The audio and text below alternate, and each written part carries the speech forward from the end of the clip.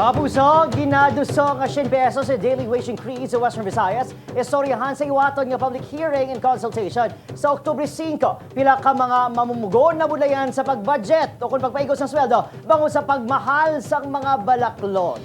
Relate. Yaring balita ang tutukan ni Lynn Pedreso live gikan sa downtown area sa Bacolod City. Lynn, anong latest?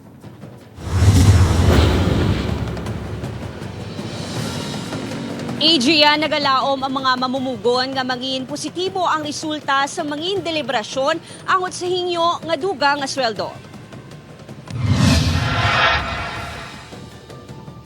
Pagpanghangkat para sa empleyado nga si Julie ang pagpaigo sang iya minimum nga sweldo nga nabaton.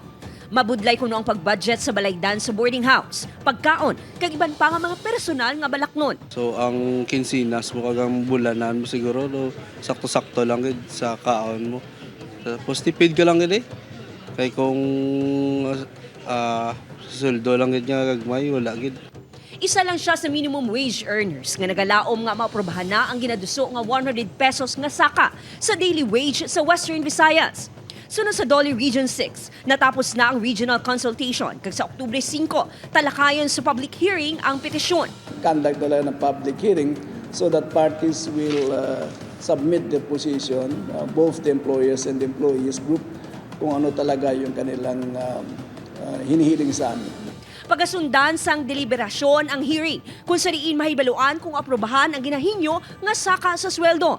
Aminado ang dole nga madamong ang mga negosyante ang nagareklamo sa mataas nga demand sang saka sa sweldo. As per consultation with the other sector like yung business sector, employers group, ay mukhang mataas masyado yung demand for 100 pesos per day, granting na medyo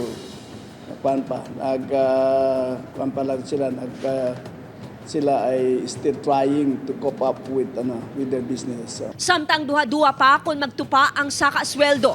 Padayon lang anay ang amay nga si Einstein sa ibang sini nga sideline. Agud may ipakaon sa pamilya kag mapaigo ang gamay nga sweldo. Need ta nga mag-ex ng outside na sang work para maka-income. Unahon gid ang importante dan sa hindi naman ni sarili nga kaya kinahanglan gid. Adrian, nagpasalig naman ang dole nga mangin madasig ang resulta sang hearing.